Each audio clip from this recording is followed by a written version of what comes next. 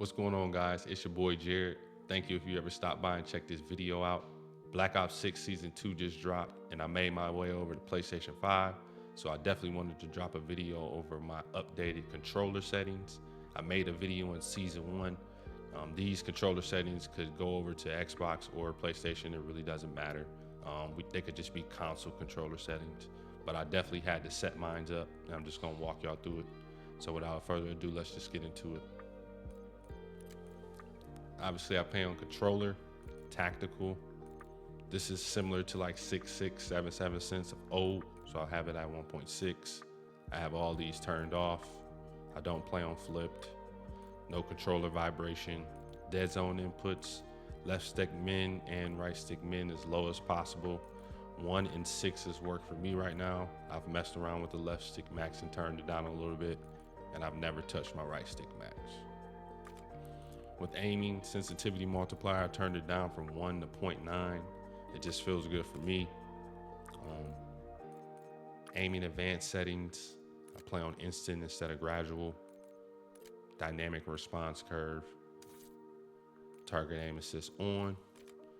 Movement, sprint assist, I have it on. Sprint assist delay should be totally turned down. You should have this at 0. If you have any delay, that's the reason why you probably feel slow when you trying to move around the map. Off, crouch assist off, corner slice off. Hybrid's the best for omni movement, for diving and sliding, using the same mechanic with your analog stick. Sprint restore on, slide maintain sprint on, parachute automatic behavior off. If I don't press the button, I'll die when I hit the ground in Warzone. I think I just changed apply plate behavior to apply all. Armor plate behavior to apply all. And that's it pretty much for controller. Graphics, have it at 120 Hertz. I have world motion blur off, weapon motion blur off, depth of field off. Fidelity cast is simply just the sharpness of the scene. I actually have that at 90. View, I play on 120. Affected instead of independent. I play on wide instead of narrow or default.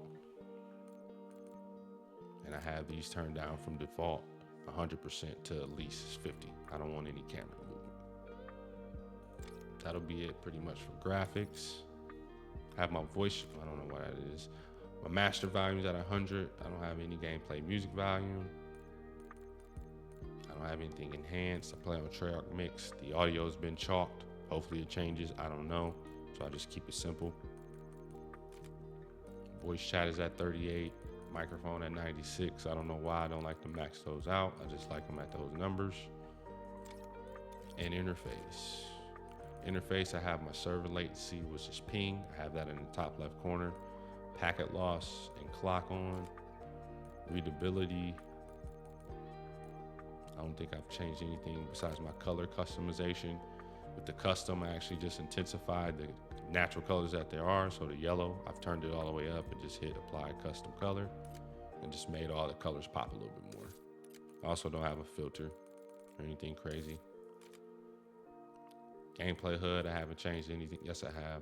Mini map shape, I've changed it from round to square. And mini map rotation, you definitely have to have that on.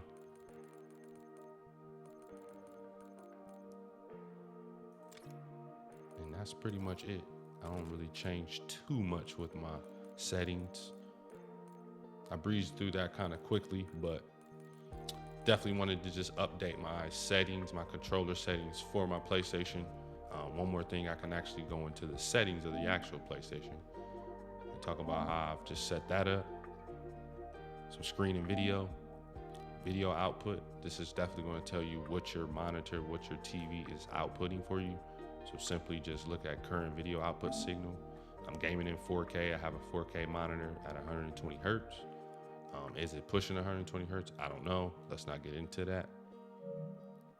And this will give you the information on what display you're looking at, what it can do. So mine obviously says HDR, VRR supported, as well as 4K.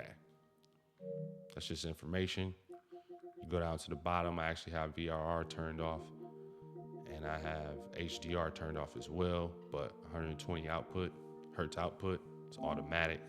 So games that I want to push frames, primarily just Call of Duty with it being a first-person shooter, I want to try to max out the frame rate. It's pretty simple. Last thing, save data and game app settings. I went down here to game presets and turned this to performance mode instead of resolution mode. Performance mode just prioritizes performance mode for higher frame rate. Obviously, again, just trying to max out the 120 hertz that consoles are allowed to push. Did the same thing on Xbox. It's a different setup. I never made a video for it, but I may do that. But yeah, that's it, man. Thank you again if you ever check this video out. I'm on the PlayStation 5. Check me out, man. I'm out.